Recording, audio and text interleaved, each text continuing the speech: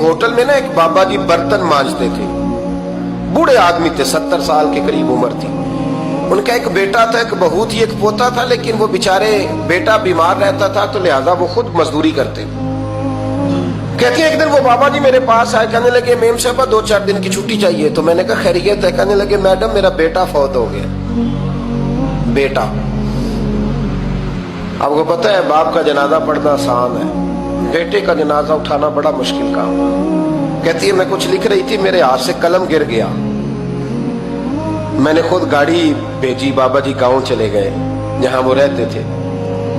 कहती 2-3 दिन के बाद मैं और मेरा शौहर गए तो रास्ते में हम बातें कर रहे थे कि क्या ताज़ियत करेंगे, एक ही बेटा था, कोई रिश्तेदार भी नहीं, तो उसकी तो कायनात उजड़ गई, किन लफ्जों से उसे ताज़ियत क्या कहेंगे।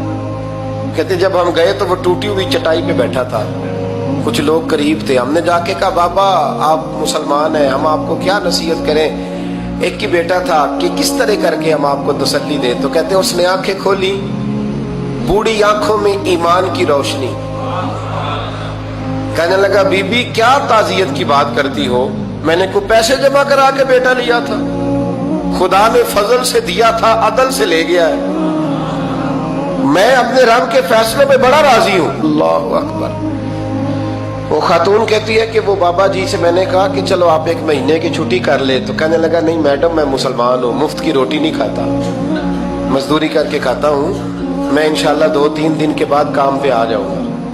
कहती वो चंद दिनों के बाद आ गया, अल्लाह की कुदरत के अभी 2-3 माह गुजरे थे, फिर आया, मैडम छुट्टी चाहिए कुछ दिनों की। मैंने कहा खैरियत है? कहने लगे वो मेरी बहू भी हार्ट अटैक से फौत हो गई।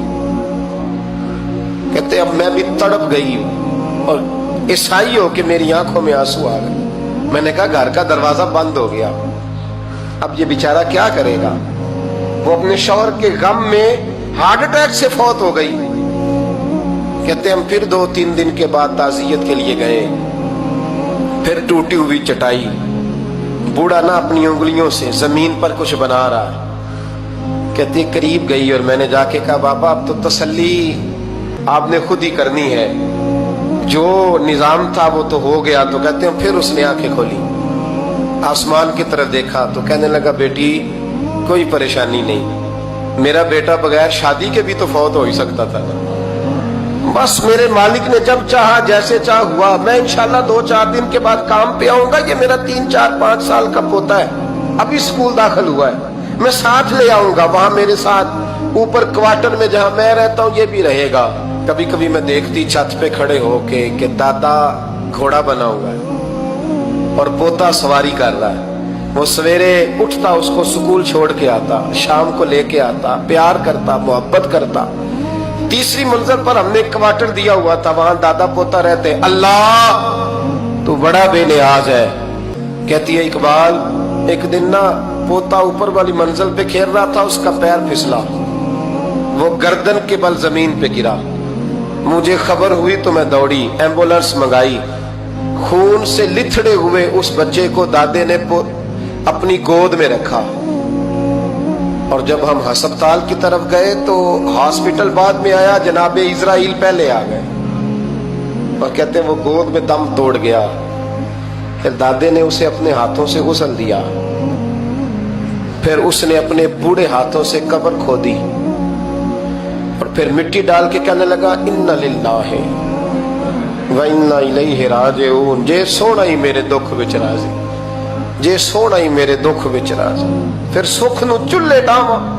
कहती वो मिट्टी डाली उसने और जब वो वापस पलटा तो मैं बाजू से थाम के होटल करीब लाई और मैंने उसके करीब कहा कि बाबा तू टूट गया है, तू बिखर गया है। तो कहते हैं यूं उसने हाथ रखे और यूं आंसू छटक दिए।